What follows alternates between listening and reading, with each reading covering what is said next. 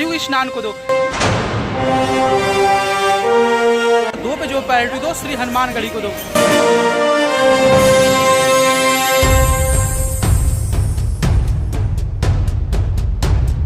Number 3 पे जो priority दो वो श्री कनक भवन को दो। गाइस, अगर आप अयोध्या आ रहे हो, अगर इस मंदिर में दर्शन नहीं कर रहे हो तो अयोध्या दर्शन करने का आप सभी को कोई फल प्राप्त नहीं होगा। गाइस, शायद ही हिंदू धर्म में ऐसा कोई होगा जो एक बार हमारे अयोध्या धाम नहीं आना चाहता होगा। आप सभी को मैं लेके चलूंगा अयोध्या के पूरे मंदिर का दर्शन कराऊंगा। अयोध्या धाम में अगर आप चाह रहे हो तो कहाँ कहाँ दर्शन करें, किस किस जगह जाएं, आज आप सभी को पूरी की पूरी जानकारी देने वाला हूं। और इस जानकारी में मैं आपको बताऊंगा कि अयोध्या में आप सभी किस किस जगह जाओ, कहाँ कहाँ जाओ और क्या क्या आप सभी को दर्शन करना है हमारे श्री राम लला के नगरी में।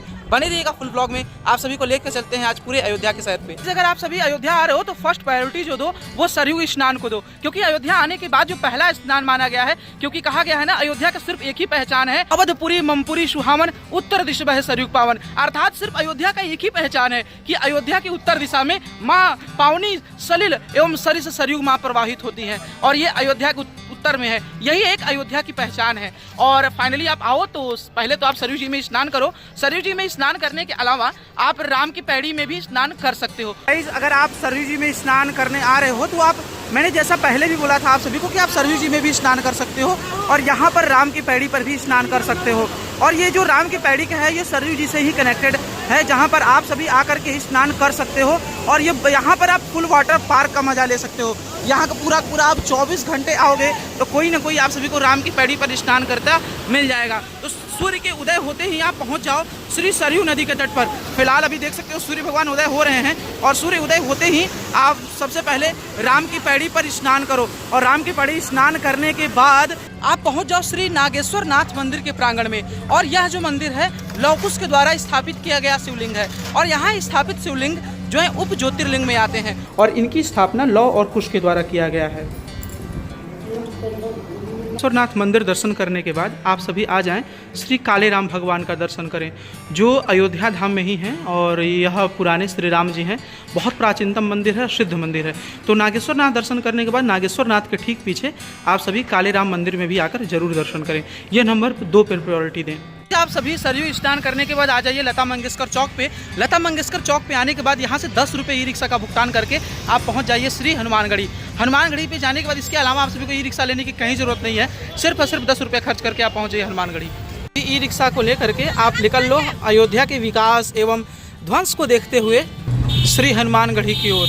और फिलहाल आप देख लो अयोध्या का जो विकास का कार्य है वह बहुत तेज़ी से हो रहा है। और यहाँ ई रिक्शा का लेने के बाद आप पहुँच जाओ श्री हनुमानगढ़ी मंदिर के प्रांगण के पास। हनुमानगढ़ी जाते समय अगर आप चाहो तो तुलसी उद्यान पार्क में भी घूम सकते हो।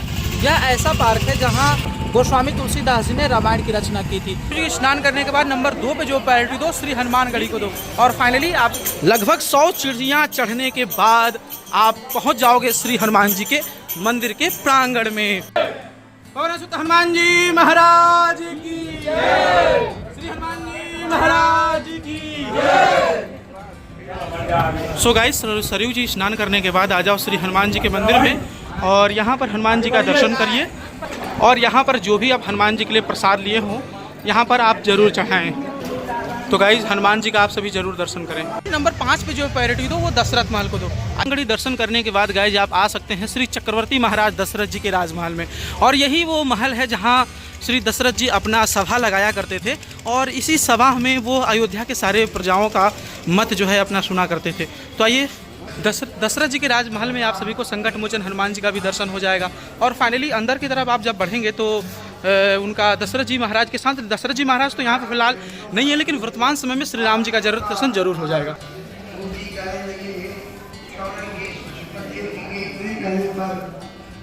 तो फाइनली आप हनुमानगढ़ी दर्शन करने के बाद आ जाएं दशरथ महल मंदिर के प्रांगण में और यहाँ विराजित सभी भगवान का दर्शन करके अपने जीवन को कृतार्थ करें। और दर्शन करने के बाद आप आगे की तरफ बढ़ लें श्री राम जन्मभूमि के लिए। नंबर 6 पे जो रखिए वो श्री राम जन्मभूमि को रखिए। महल दर्शन करने के बाद आप दशरथ महल के सामने से निकल लो श्री जन्मभूमि के लिए। और ये श्री राम जन्मभूमि चौराहा है और यहीं पर अमावा राम मंदिर है। यहाँ पर आप आने के बाद जो है अपना जो भी सामग्री है यहाँ के निःशुल्क लॉकर सेवा में आप जमा भी कर सकते हो। गाइज यहाँ पर श्री राम जन्मभूमि तीर्थ क्षेत्र के द्वारा भी लॉकर की सेवा प्रदान की गई है। और यहाँ पर अगर आप पैदल आ रहे हो, अगर आप चलने में असमर्थ हो, तो यहाँ पर व्हील चेयर भी ले सकते हो, जिसके माध्यम से आप श्री राम लला के दर्शन के लिए जा सकते हो। यहाँ पे पहला चेक पॉइंट होता है जहाँ पे आप सभी को चेक इन कराना पड़ता है। देख सकते हैं लाइन में किस प्रकार लोग रहते हैं। और यहाँ पर जो मंदिर का जो समय है वह सुबह 6 बजे से लेकर के 11 बजे तक यानी 10 बजे तक ही है, और शाम को जो है वो 2 बजे से लेकर के शाम 7 बजे तक है। तो अपना समय देख लो, समय के अनुसार आकर आप सभी दर्शन करो श्री राम लला के मंदिर के प्रांगण में। और फाइनली अगर यहाँ पर आ रहे हो तो यहाँ पर लॉकर जो सेवा दिया गया है, अपना लॉकर में सामान जमा कर सकते हो, क्योंकि भगवान श्री रामलला के मंदिर के प्रांगण में दर्शन करने के लिए जाने के लिए आप सभी को जो है वो जो भी सामग्री है वो कोई भी एक भी सामग्री नहीं जाता। जन्मभूमि दर्शन करने के बाद गाइस आप निकल लो श्री कनक भवन के लिए।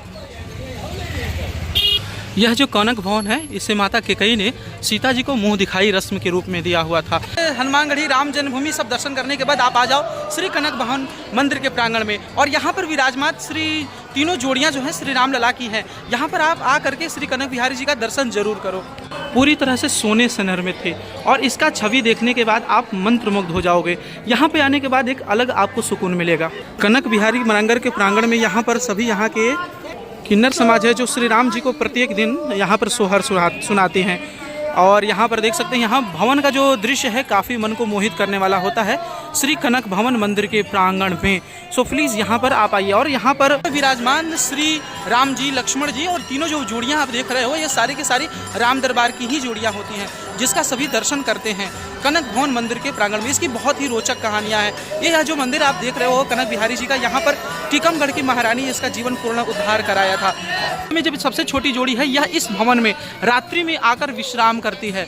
इसी प्रकार से जो मध्यम जोड़ी होता है वह कनक भवन के प्रांगण में जब झूलन या महोत्सव होता है या कोई रथ यात्रा निकलती है तो वह निकलता है। और जो सबसे बड़ी जोड़ी है वह कनक भवन प्रांगण में हमेशा विराजमान होता है।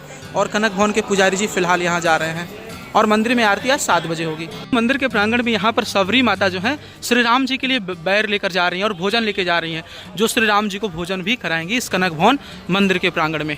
गाइस अगर आप अयोध्या आ रहे हो, अगर इस मंदिर में दर्शन नहीं कर रहे हो तो अयोध्या दर्शन करने का आप सभी को कोई फल प्राप्त नहीं होगा। तो आइए लेके चलते हैं मत गजेंद्र भगवान मंदिर के प्रांगण में। वो मंदिर है जहाँ से अयोध्या की उत्पत्ति मानी गई है और अयोध्या में कामधेनु गाय माता यहीं पर उत्पन्न हुई। और जहाँ पर कामधेनु गाय माता ने अपने दूध गिराया था वहाँ पर श्री राम जन्मभूमि हुआ। और इसी प्रकार से मतलब उनकी कई पहचान है कामधेनु गाय माता का।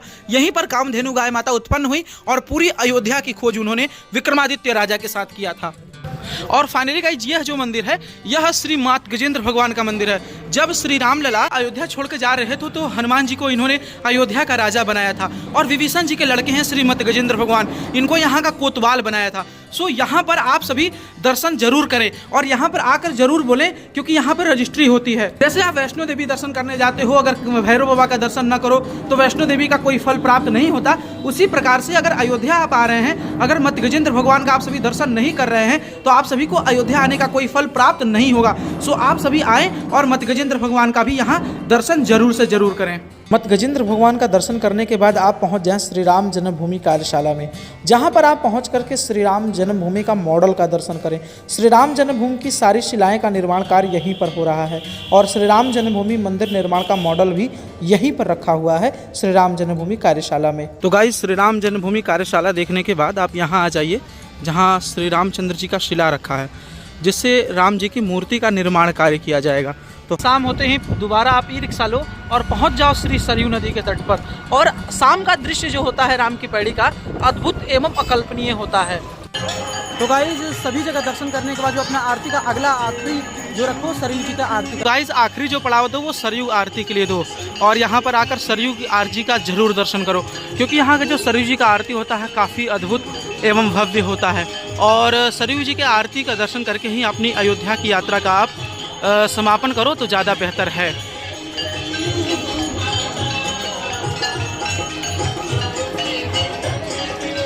यहीं से अपनी यात्रा को पूर्ण करो, काफ़ी अच्छा लगेगा। इस सरयू की आरती देखने के बाद यहाँ पर अपनी थकावट दूर करें यहाँ की लेमन टी पी करके, क्योंकि यहाँ का जो लेमन टी होता है काफ़ी फेमस होता है।